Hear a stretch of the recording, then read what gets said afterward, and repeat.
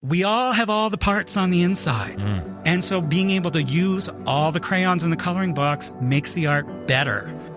We need to be in touch with who we are. If we know who we are, if we know what we actually want and what we actually need, being needy isn't a problem. It's the human fucking condition.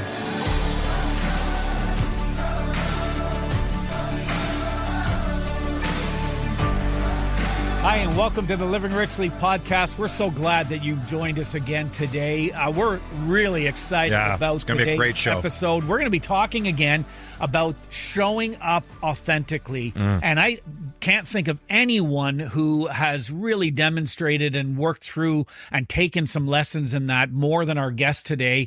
Matthew Rippeyoung. We are going to share a bit of your story and your journey throughout our conversation today. But you have an incredible story of discovering how, figuring out your own true identity, your own authenticity, journeying from being a married man with a couple of kids to coming to a point of really owning and finding your true self, your queer self, and what does that look like? And we're going to talk about a bunch of that kind of stuff. You and I have known each other for years now. You are one of my favorite people. Absolutely. So great to have you here. So for me, when he walked into the studio today, I feel like we know you. I feel like I know you from our interactions. You've been a big supporter of the show from day one. You're the second therapist we've ever had on the show. So, very skilled therapist that helps people overcome all kinds of stuff. But I'm so looking forward to the conversation today. You are like fan. And he wore the bow tie. He wore the bow tie. And he wore the bow tie. Mr. Bow Tie is here with us today. This is so on brand. You're like our number one fan. I think I might be, to be honest. Like, I remember when the first episodes were dropping, I think they dropped over like the holidays. That's right. Yeah. So there was like 6 episodes. So, while I'm at the gym or while I'm walking the dogs, I'm like, okay, well, like, I'll give this a listen. And when you started with like 2 ex-preachers and a farmer, I was like, oh, I don't know how this is going to go. This could be really bad. Well, I was girding my loins because I really like you. Yeah. Thank you. Yeah. And I was like, oh, am I going to have to send an email or something? But it's been so good. Like, I mean, the thing that I like about it so much is that, I like with, Wendy and Kate on now too. It's good dynamics, but I feel like there's a lot of good gender messages that come out of this, which is important for people to hear. Yeah. Well, we're going to get into a lot of that. You're a psychologist, working as a therapist here in Ottawa with your own team, right? Your own team. You've got a team of got associates. a great firm, and we'll even maybe talk a little bit of that journey of you figuring that out. But we're going to turn the tables. We're the therapists. We're the therapists now, buddy. And you're going to be sitting on the couch. Get comfortable. Get a little bit comfortable. I'm going to ease into this for you. I don't want you to feel like too much pressure. Let's start soft. So here's my first question for you. Okay. I want you've shared with me, and again, because I know your story is incredible about growing up in a family that really with a lot of unique challenges. What was it like to realize early on that you weren't the center of the universe due to your family dynamics? Well, so as it turns out, it's been helpful in ways that might sound surprising to people. Like, I'm not one of these like, oh, everything happens for a reason. Everything happens and we look for a reason after. Yeah. So true. But go the psychologist who's like, so before I was born, my older brother actually acquired a disability as an infant. And so, my mom struggled with a lot of mood stuff of her own. Like, she liked little kids, didn't love babies, probably would have been diagnosed with postpartum, if she'd had the baby today. Yeah. In the 70s, they didn't talk so much about it. Yeah. So I grew up kind of always learning like, oh, I need to project it. Like, I need to foresee the problems coming so I can support or so I can help. And I got really good at it. And I mean, that was one of the things that I think my family appreciated the most about me, was that I was easy. Like that, I was a helper. I was always willing to run and get something for my brother, or to try to help him in some way or another. Which, is great. But then also it leaves you with this sense of, I'm not the center of the universe. And when I was in university and studying, socialization and human dynamics and stuff, I was like, oh, the North American white male grows up thinking they're the center of the wait a second, where did that come from? I missed out. But being the North American white male also, like, the other thing is there's lots of protective factors in and around that will kind of look after you. So I got to have kind of both experiences of knowing what it's like to not be the center of the universe, but then also getting some of the advantages of, being a white guy in the 80s and 90s. Right. And your experience, I mean, again, because of what you do for a living, right? Your experience with big T trauma in others and in your own journey, and in dealing with the language around this, I'm curious. I really want to understand it. The being entirely too much, but woefully not enough. Right? How did your experience with trauma, your moving through life, and that script shape your life philosophy, your leadership philosophy, and even what you do for a living in helping others? Yeah. So like by the time I was 11, I'd already lived through a couple of big T traumas, or, adverse childhood events, as it's sometimes called in the trauma research. Yeah. And my family knew about them and were really not prepared because I was the easy one. Right. So, and it was the 80s, like we didn't talk about things. Right. And so even though I knew that they knew and they knew that I knew that they knew, like, I mean, my mom was never going to get on board with that. And my dad is like he was very sweet, but, conflict averse. Yeah. Right. Everything's nice. And so the takeaway message was like, oh, like your stuff is too friggin' much. Yeah. And the way I internalized it at the time was if I were enough, someone would have helped. Someone would have done something. Yeah. So it's this simultaneously like, I'm all this big stuff, but not enough to get looked after, which, after many years of therapy. Yeah. I've gotten to the other side of that, but that has been one of the things throughout my life that I've struggled with. Yeah. I can so relate to that because in a different way, but I had parents that probably would qualify as workaholics. They provided well, and I know that they loved me, but they weren't terribly present and nurturing. And I remember a few occasions going to my dad as a teenager, just working through normal teenage stuff, and a couple of moments that took a lot of courage for me to go to him to ask for help, and there was just nothing to be had, and I was left feeling very much with a script that I'm just not worthy of that attention, that love, that nurture. I got to figure it out on my own. Those scripts really get formed so deeply, so early, and they run your life. Well, it's like, I mean, with a lot of psychological theory, we talk about the earlier the event, it's like kind of so bends the tree, right? It changes how you're going to grow. Oh, I love that. It alters your trajectory. Yes, your trajectory changes. So while this was, I wouldn't wish it on anybody. The thing that really came out of this was I figured out, okay, well, I still have needs. And so this is like from the time I was 11 or 12, like developing community, friendships, things outside the house, that has been a through line for me throughout my life, that those relationships then become some of the ones that are life-changing for me and affirming. So talk more about those relationships. I love that you can. Yeah, because they're important. Relationships are really important to you. I have made all my life decisions based on relationships. So talk a little bit about how those relationships have shaped and guided you in both the professional and personal. Well, personally, it was so I grew up in Prince Edward Island in the 80s and 90s, before the bridge was built. Like, it was pretty isolated. Right. But it was also kind of idyllic. Yeah. Like, I remember this time in I think it was near the end of grade 12. And we're like walking back at midnight from the beach and the bonfire, and the moon was does everybody in every house go, good night, John Boy? Good night? Is there you yell down the street? Is it like the Waltons? Is it the Waltons or I guess that was it. So I'm probably most people don't remember the Waltons. I barely remember the Waltons. Before my time, I will say. Oh yeah, sure it is, Matthew. Well, we might not have had all the cable channels. Right. There you go. But no, well, it was a small close-knit community, but also I think because I leaned in to relationships and friendships, then also my relationships got pretty deep pretty fast. And like, I remember there was a time in high school and again, it was like near the end of high school, and I wasn't doing great, and I was kind of retreating, and I was nervous about what was coming next. And, it wasn't normal for me on a Saturday night to be at home, but a carload of friends had come over, some guys, some girls, and they're like, we're going to the beach, like, get in the car. And so as we're driving, my best friend at the time, Todd, who he lives in Vancouver. We haven't seen each other probably in 20 years, but we had a FaceTime last week. Yeah, nice. He looks at me and he's like, what's going on? Like, I don't get it. You're going away.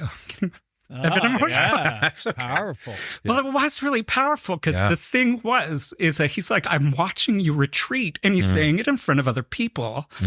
It's like, the best parts of you, you're hiding. And to be given permission, like, to not have to perform or to do for others. Yeah. And I was like, oh, I can be myself. Like, people notice. People aren't buying into whatever this is that I'm doing. And to have that right before I move away from home and go, I moved to Montreal and getting out into the universe, it was really powerful to have guy friends who I could be vulnerable with. So how old was Todd when we were both 17. Right. Yeah, so kids. so it's it absolutely, the first time you shared that story with me, I was like, did I get that right? Did he say they were like, again, kids? Because the idea, like, I think of me at 17. Who says that at 17? Who the fuck has that kind of level? We were close friends. Yeah. And it wasn't a unique connection for me. I had a lot of us would say, I love you. Like, we were but it's also like the land that time forgot. Right. Yeah. Right. Yeah. Yeah. But I love that because we were just talking about the tree bending events that we experience that change our trajectory. We often forget the positive things that have happened to us, right? That how did that bend the tree for you? Yeah, that's a great question. Well, this is the thing. It was a very effective filter, especially when I went away to university. Mostly through university, I didn't have any male friends because a lot of them were douches, like, to be honest. And I'm like, but I know what the connection can be. And so I'm just, putting my connector feelers out there.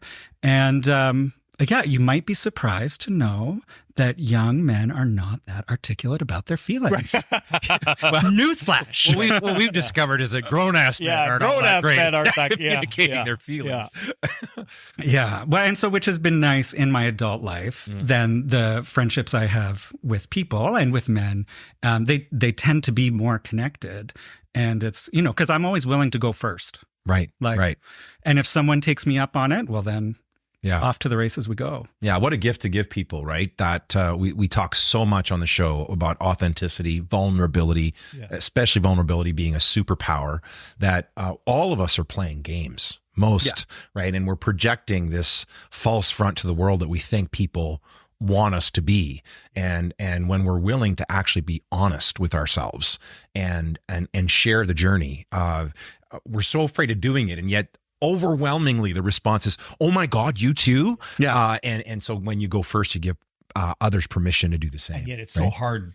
To your point, to go first, and so to be able to do that and to lead in that way, it's interesting. I want to go back to around some of these scripts because it's even though the trajectory took you in a different road. One of the things that we have in common, all three of us, is from those early childhood days, feeling like we were the caregiver, we were the one who you put aside your own needs, you lose your own voice for the sake of unity, of caring for others, caring for your brother. I have no idea what you're talking about. I know that it's and in both our cases, it led us in many ways into the preacher world, where it was like, okay, my job is to, lose myself in the service of God. Yep. Right. For you, it was into moving into therapy and doing the work that you've doing.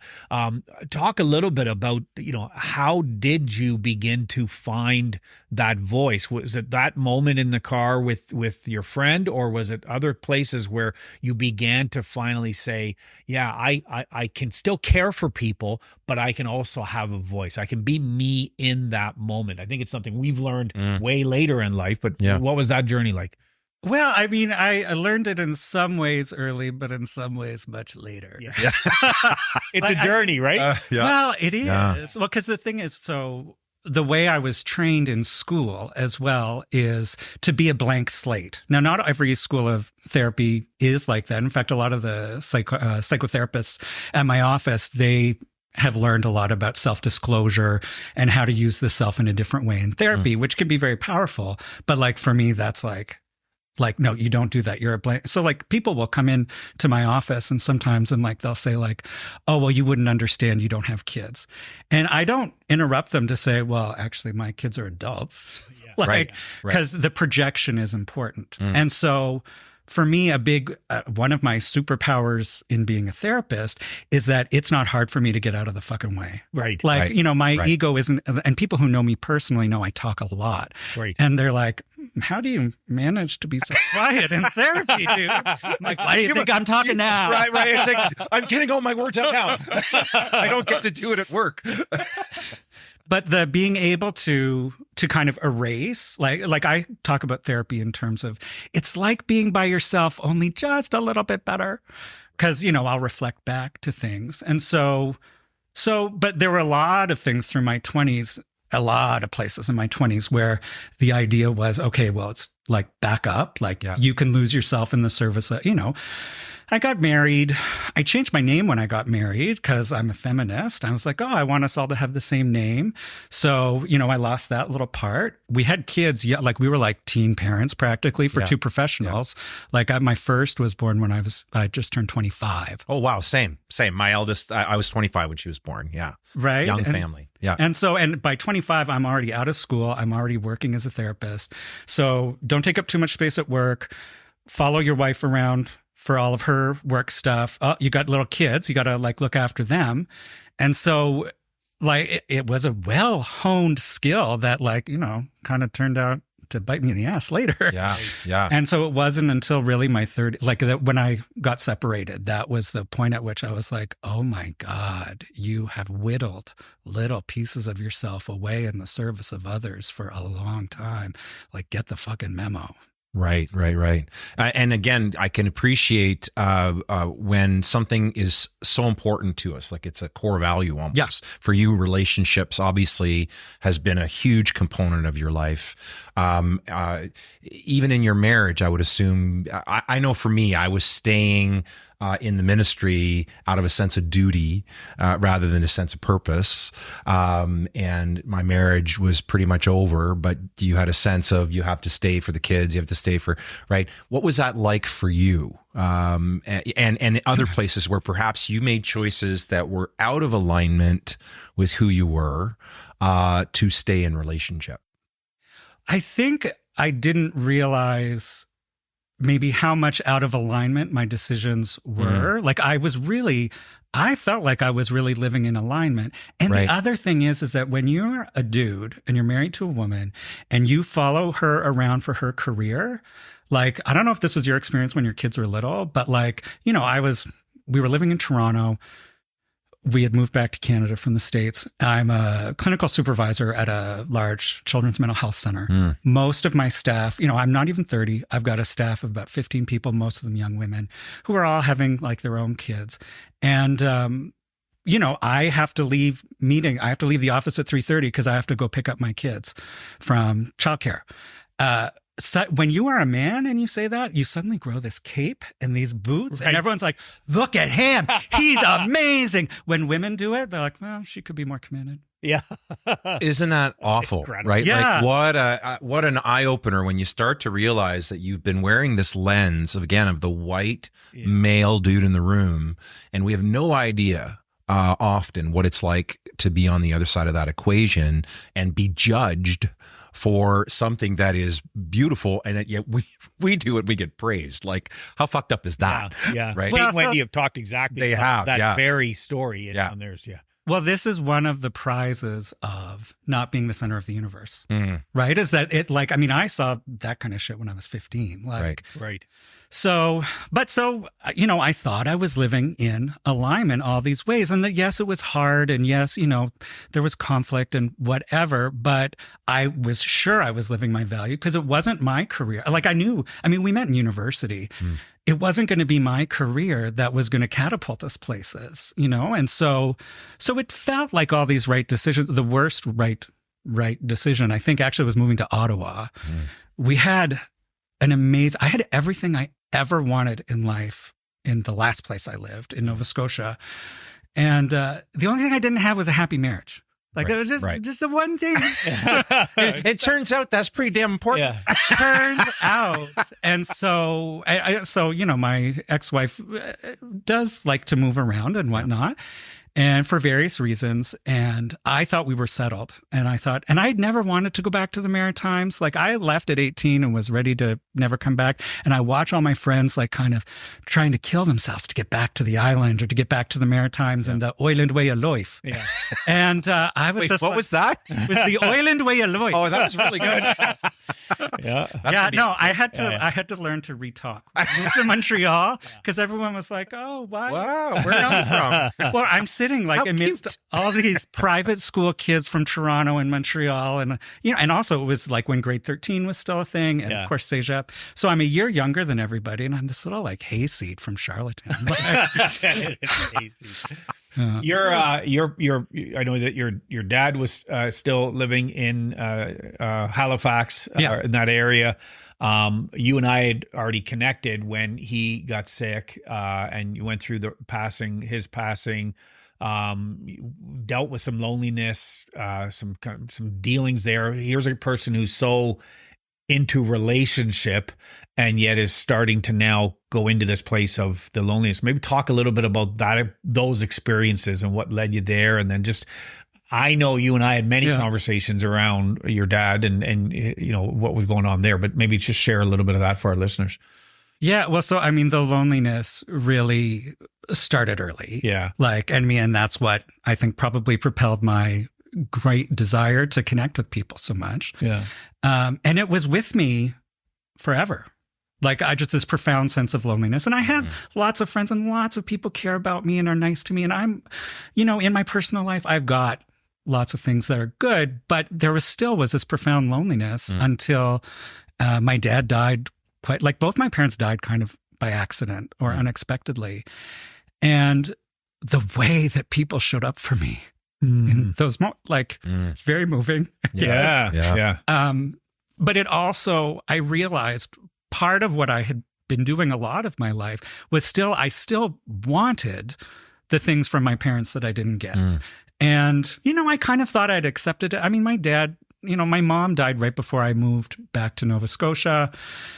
And so, I was helping look after my dad through his grief. And then it wasn't long into his grief when he got sick with his own cognitive impairments, which, I lost him a piece at a time. Right. And they call it the long goodbye, right?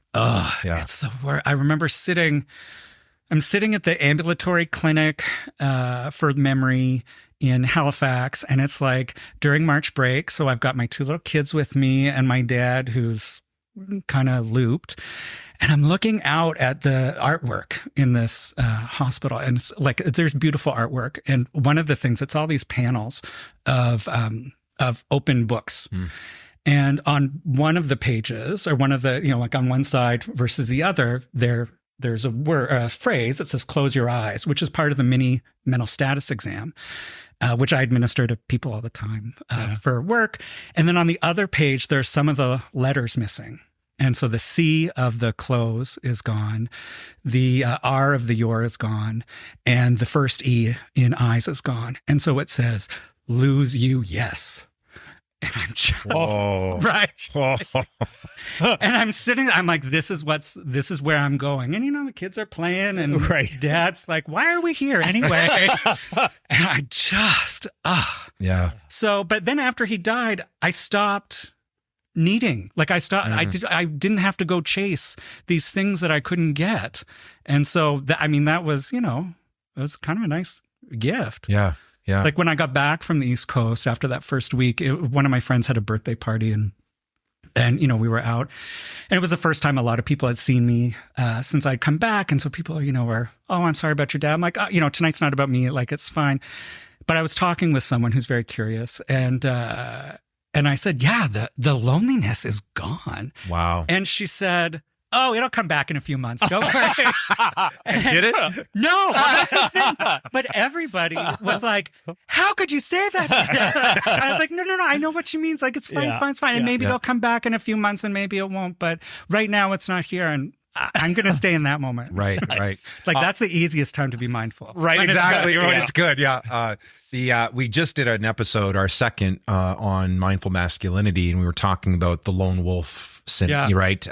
And how there's some really powerful strengths that come from that, what is an archetype that has really shaped the way men think. But lone wolf often translates into or turns into lonely wolf, men in isolation. And the statistics are frightening. We shared them on that show. I think in the US right now, 4 out of every 5 suicides is a man, 3 out of 4 in Canada. And I guess the argument could be made we're just better at it. Careful. It's trauma-informed. Right. There's all kinds of information out there, right? But it's on the rise, especially with males mid 50s and higher. And usually it's because their central relationship has fallen apart and they don't have a strong friend circle, a strong community, and they find themselves very, very isolated. Are you seeing that in your work? And with men that feel that, what advice would you have for them if they're feeling very isolated, very lonely? Well, I think it goes back to like something we talked about a little earlier. Like, this is why my willingness to go first is always there, because I need the connection. Right. Like, it's not even just about being nice. Like, I mean, the argument can be made that it's about kindness, but even if you're a selfish jackass, like, there are benefits to connecting to other people. And so you don't have to stop being a selfish jackass. You don't have to stop being a selfish jackass. Dude, you're in luck. There you go. I'm good to go. Yep. But so, like, I mean, I think about when we lived in the small town in Nova Scotia. There were a bunch of the dads that hung out, and part of why we got together is one of the dads was losing his wife. She had gotten cancer, and while she was pregnant, and delayed her treatment, which ultimately did not go in her favor. And so, but I remember we were at the wake, I think, and there was somebody who I knew loosely, but I'd only really ever talked to once. I think he did some kind of research with my wife at the time. And he said, oh, hey, I hear that you are a runner and I want to get into running. Would you go running with me?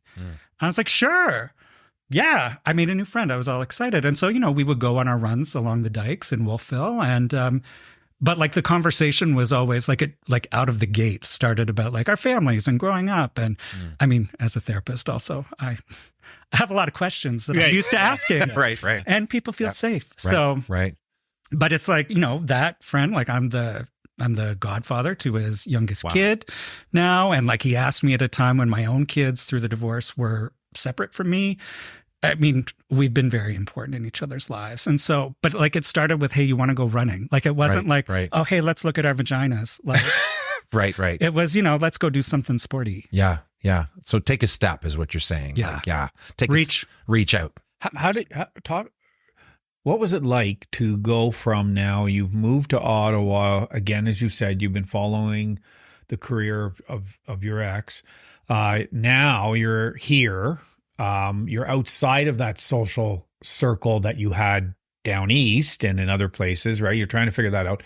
And lots of life changes happen, right? You do end up, the marriage ends. Walk us through that journey a little bit. What was some of the thinking points? What were some of the moments? Well, I mean, it was terrible. I mean, I never wanted to be a divorced person. Like I remember saying before we got married, I'm like, look, I don't want to be mid-30s, 2 kids in and divorced. Like, if you're not serious, like, let's not fucking do this. Right. And 38, 2 kids separated. Yeah. It was, so it felt it felt, one, like a personal failure. Two, being someone who's made their whole life about relationships and who helps other people with their relationships. Oh, yeah. Suddenly it's like, we can't relate to that at all. I don't know what that's like at all. Right? Like, and so even just like the professional shame. Yeah. Jesus. There was a lot. I remember it was not long after my mother died. It was a few months. We were in Nova Scotia freshly.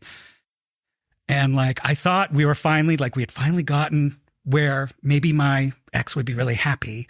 And, I was working a job that I wasn't particularly well suited for, but I needed a job. Yeah. And it was like after dinner, I'd put the kids to bed. I'm cleaning up the kitchen. And I just kind of I had a big sigh. And my wife said, listen, when are you going to get over all this stuff? Because we both know that this relationship works when you do the heavy lifting. And I was like, whoa. Oh, this is not going to be my last relationship, I don't think. And so, it took me 5 years to leave. Yeah. And, we moved twice. Right. But it was just that recognition that I backed the wrong horse. Like, I thought deep, deep down, we were really there for each other, and I missed it. So, I stayed longer because I thought, oh, well, it'll be better for the kids and, it'll be kind of a disaster. But there was like a spectacular dumpster fire that I was just like, oh, here we are. And so, my sister-in-law at the time was like, if you're staying because you love my sister, that's great. But if you're staying for other reasons, I got that, you can go. Right. Right. Which was very helpful. Yeah. Yeah. Tell us how the journey, and we stated at the top of the show, being your authentic self is like a central message to the Living Richly Nation from the beginning. Because I think a lot of folks live a supposed life. Yeah. Right. They're living according to other people's expectations, values, all of it. And it's a miserable way to live. Your story is about authenticity and learning what that's like. Part of it was the marriage coming to an end, which is painful. We can certainly relate to, but we're supposed to have it all together. We're the guys at the front of the room telling people how to live their lives, and we can't even keep our families together. Yeah. Talk to us about when you came out. How did that show up, and how did that fit into that whole journey? Yeah. Well, so a lot of people assume that because I came out in my late 30s, that I wasn't being my true self before. But that's not true. I was in love. I got married for love. Yeah. we were kind of a powerful force. I finally found someone who talked as much as I did and who had big ideas. And we did a lot of adventures together. We lived in 2 countries. I just didn't understand the things I didn't understand. Right. And so, I think it's easier before kids, but then after, when you pile on kids and careers and parents who are dying and all this stuff, we didn't work out. Yeah. And so after we separated, I'm all about relationships. And so I'm like, oh, well, I wonder, I still have a long time to be happy. Right. 'Cause I was only 38. What a great perspective. Because I think most people, and myself included, is it's over now. Right. It's a downward spiral from here. I have failed professionally. I've failed personally. And here you are going, I'm 38. I got lots of time to be happy. What a fucking great perspective. Yeah, it's awesome. Well, it kind of helps having been a therapist for a long time. Right. When I left school and had my letters, I was 24. So, which I also think about interesting. You were people young. that came to see me. I was 23 when I started the church that I pastored. Right. I was just a kid. I didn't even have a fully formed frontal lobe, right? Yeah. We're doing marriage counseling, family counseling. Oh my God. People would come to us with issues and we weren't trained like you were. And I remember, you have to pretend like you've heard everything before. And what you want to do is crawl into your chair and go, oh my God, I've never heard shit like this in my life. What do I do except tell them to go pray and ask God for help, Here you are at 24, armed with some pretty powerful tools It has been very helpful, I bet. have to say, throughout my life. Like, and also, it's funny, you know, I've cried probably 2 or 3 times already while we tape. I cry all the time outside the office. Yeah. Like, I mean, we were watching Survivor last night. Every episode of Survivor gets me at some point. But at work, you're like, dry. Oh, yeah. Like, there is nothing. And people tell me the hardest things. I hear at least once a week, oh, I didn't think I was going to say that out loud to anybody ever. Yeah. Right. But, you know, you make the space for them and they're able to share. And so, as my life is falling apart, I'm like, I'm not even 40 yet. Yeah. I can still do lots of things. And so, you know, I was thinking about, well, maybe I will. Like, I mean, I always knew that I was bisexual, but also because my trauma history, it was complicated. Right. Like, being with men was complicated. And so I was like, well, I mean, like, just why don't you try something new? Because it's not like I'd never had any interest, but I was monogamous. I was married. And then after I started being with men, I was like, oh, this is different. Like, the energy's different. And so, you know, I met someone probably 6 months after, I met a lot of people, but that's for a whole other show. But that's the show that's behind the paywall. The Adventures of Mr. Bowtie.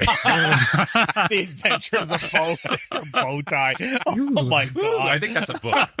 Maybe there's some fan fiction out there. But I started dating somebody at the end of the year, and it's funny because, I mean, I like that. So we separated in June, and it was coming up on Christmas, and I had gotten back into therapy, and I just, like, everybody that knew me personally, like, could see I was just dragging my carcass across the line every day. And then I met this guy right before Christmas, and it was Christmas Day, and I had a video call with friends in Nova Scotia, and they were like, you met somebody. Like, you're happy. What happened? And so also, when you come out later in life, like, it's a whole different set of things, right? Like, I've already had my career. I already had my kids. Like, you know, there aren't all, like, the questions you ask yourself at 38 are different than what you ask yourself at 50. I mean, I feel for the 15-year-olds who are like, I have to tell you who I think I might want to have sex with, but I haven't necessarily had sex yet. Whereas at 38, I'm like, oh, I met this guy and he's really nice to me. And so people were happy. Yeah. Like, pretty much universally. Yeah. Amazing. A couple exceptions, people who were happy. Yeah. So incredible. So many of these transformations, and I want to tie in a little bit on the business side of it, because, you know, you 6 years ago, I want to say thereabouts, 5 years ago, maybe even 8 years ago. It was 2016, 2017. Yeah, it was COVID, of course, messed up everybody's calendars as to how many years ago. It was pre-COVID, post-COVID. That's all we say. It was pre-COVID when we first met. And I remember at the time, you know, you were a therapist working in a clinic, doing stuff on your own, you know, all of this. I remember us even sitting down trying to do some marketing stuff, and, oh no, we can't do that. We can't do that. I remember you even sharing about, I don't talk about me ever. Nothing can be about, and look at you here. Now you're on a podcast talking all about you, to where you are today, where you are now the owner of a firm. You do see yourself as a business person. You're the boss man. Right. Well, I never thought in my 20s, when I'm like rallying against the patriarchy and like middle-aged white guys, it did not occur to me until 3 years ago that, oh, you're a fucking middle-aged white guy. Like, who did I think I was going to grow up to be? Like, oh shit. Right. Oh shit. But here I am. Yeah.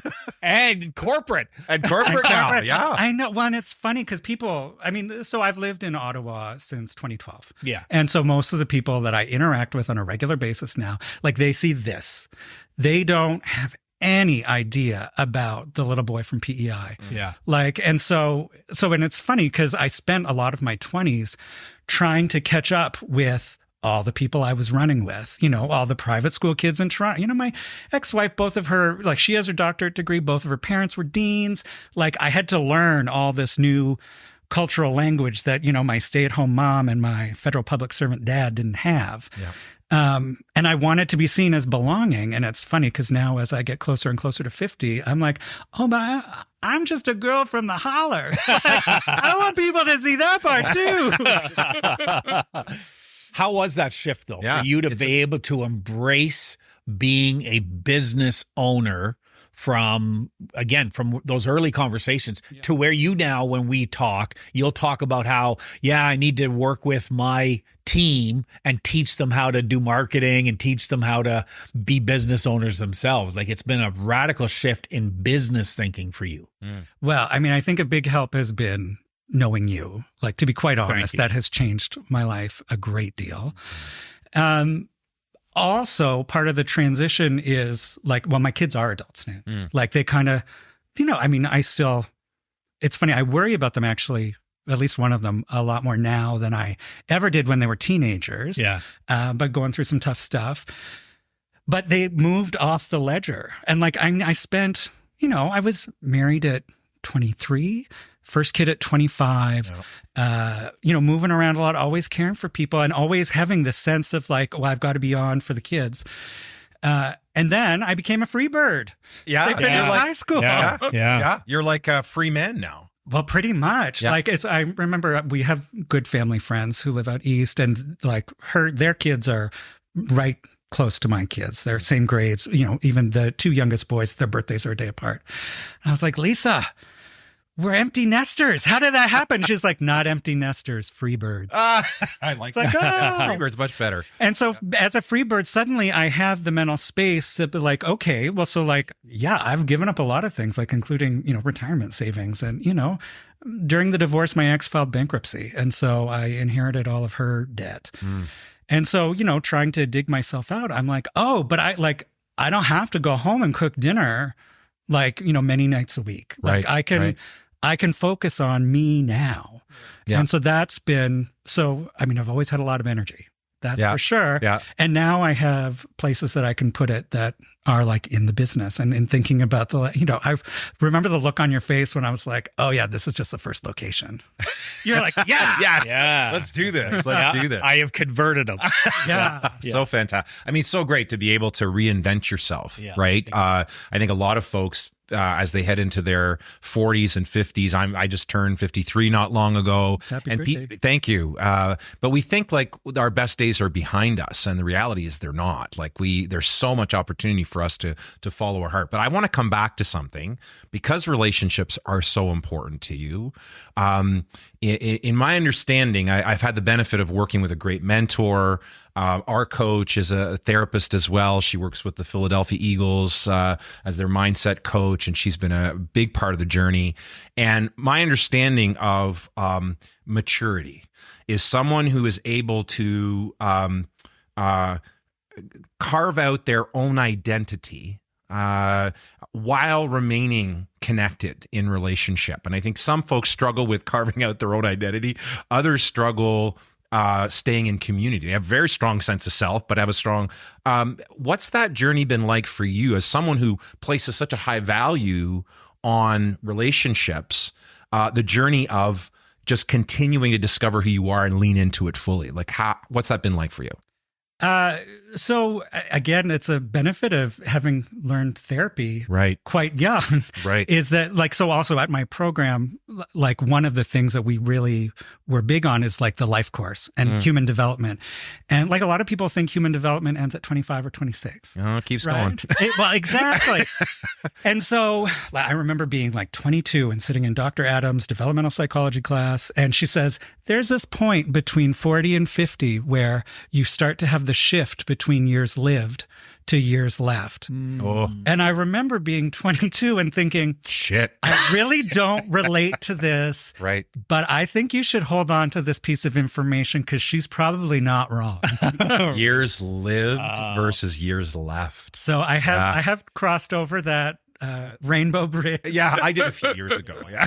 Right. But the thing is also because it's all like, because a lot of my work is about blank slate, there's also a lot of work on the ethics of why you have to have a very full life outside of work, because otherwise you start to see your patients as your friends, or, they're going to meet some of your emotional needs. Right. So for me, it's like leaning into being a dad, like leaning into my friendships, and I just kind of always have shown up. That's when after I'd moved to Ottawa, there was a while I was like one psychologist, two cities. I was going back and forth to Halifax to work.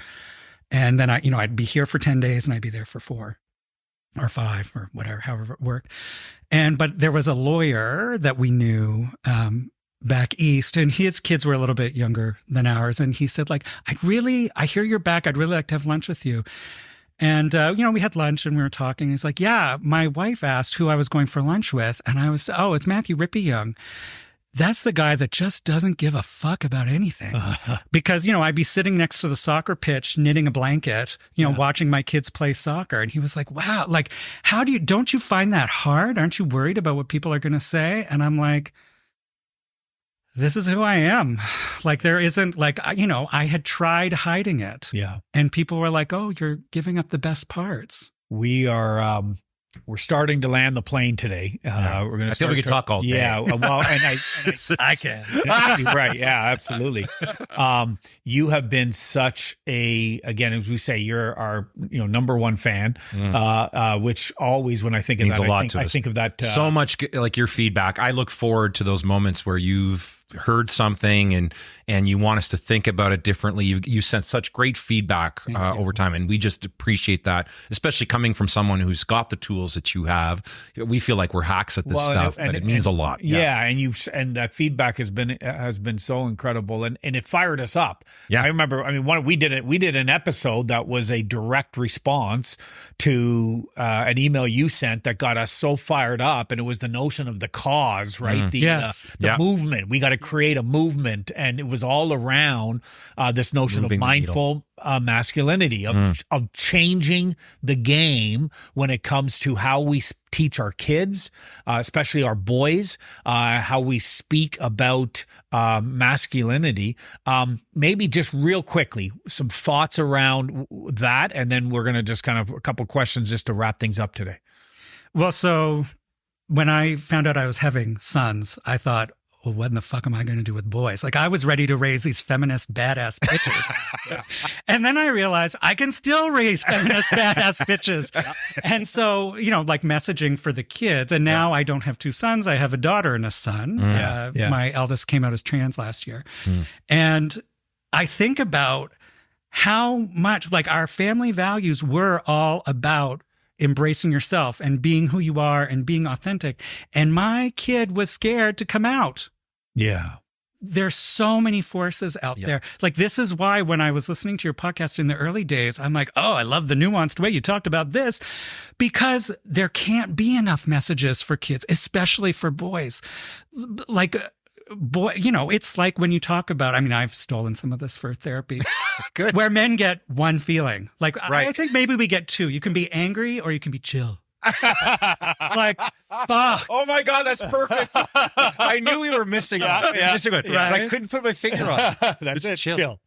Yeah. Chill. Right. And so as little boys, we're taught to disavow ourselves from our feelings because that's too feminine. And like, you don't want to be seen as being like a girl. And when you grow up not being the center of the universe as a boy, you learn to lean into some of that stuff. Yeah. And that's, I've had some good leaders in my life who were women who taught me a lot. And so we all have all the parts on the inside. And so being able to use all the crayons in the coloring box makes the art better. And that's like around, like, we need to be in touch with who we are. If we know who we are, if we know what we actually want and what we actually need, being needy isn't a problem. It's the human fucking condition. Yeah. Oh, and I'm slamming. Love that. Good. Go. Getting passionate. He got us fired up. I didn't even see this part of him. I got that through the email. See? And it got us fired up. I get an amen. Preach it, brother. As we get ready to close, what message do you want to leave our listeners with, especially those that are currently navigating their own path of self-discovery, perhaps overcoming some trauma, moving into transformation? What message would you want them to hear? There is a place for all of us here. You will find your home, but you won't find it if you're looking in the wrong neighborhood. Like, the more that we know about ourselves and the more that we can tune into even the parts that we're like, oh, fuck, I wish that wasn't true. Just like, if we are ourselves, it acts as this perfect repellent for some people and like flies to honey for other people. And we don't do anything important alone. Yeah. It's all through our relationships. I have not gotten anywhere by being a lone wolf or by, being the Ubermensch, the superhero. It's all because I've had lots of support. Yeah. Yeah. Love that. Love that. Really glad. Good, I'm really glad he came. This has absolutely been powerful, enriching. We will need to have you come back and 100% and really just you're close by. Yeah, no, exactly. And to just explore some of these. How do people get in touch with this? Yeah. So we talk about, again, the importance of, therapy's been a huge part of my journey, your journey, Kate and Wendy the same. Like, it's just it's such an important tool, I think, in navigating through life. You have a team that you lead that do this for a living. You help people. It's clear that you're, I had a sense of this already, but just hearing your heart today has been amazing. But if people were to reach out to you, and we'll leave all the information where they can do that, what could they expect to experience from you and your team? So it's been important to me that as I build this team, the number one thing that I focus on is compassion and kindness. So the therapists who come to work with me, like, that's important for them too. We're a really diverse group. Like, we even have one straight white middle-aged guy on the team. So he's the token white guy. No, but so good. People range in age, and range in life experience, and range in therapeutic experience. But a lot of it is about getting to know somebody, really caring for them. I was at a workshop here in Ottawa maybe 10 years ago, and like, one of the like gurus of self-compassion was leading it. And, I'd asked some questions and we were talking, and he said, if we weren't at a workshop, if we were just talking at a table about this kind of work, what we would be talking about, Matthew, is love. Like, that's what people get when they come to see people like you and me. And so, like, I think, Antoine Saint-Exupéry, the author of The Petit Prince, says love is the general experience of me leading you back to yourself. And that's what we do at my place. Yeah. Love that. One last question. We ask it to every guest on the show. We think it's a powerful question. What does living richly mean to you? It's about being in my relationships and being able to show up and being able to be myself. Yeah. Yeah. For sure. Love that. Wow. Matthew, thank you. Thank you so much. So much. This has been absolutely wonderful. And I knew it would be. It's just so great to have you here on the show with us. And for all of you that have been listening, powerful. We're going to have in the show notes all the links to how you can connect directly to Matthew, to his website. So you can get in contact with him if you want to. We are so flipping excited. 2 weeks ago from the day this episode has come out, if you're listening to them in order, 2 weeks ago, we launched our 15-day Life Vision Challenge. It's an absolutely free course that you can sign up and take to really help you get clear on your own authenticity. Yeah, who you are, what you stand for. Figuring out who you are, what you stand for, what matters to you. All of that, you can find it at our website, livingrichley.me. There's going to be a link right there to the 15-day challenge. I want to encourage you to take part in that. We have had incredible feedback from so many who have already taken it, who absolutely have just been, it's been profound work for them. We want to thank you again for being a part of this episode, being a part of the conversation and the Living Richly Nation. Until next week, get out there and live your best life.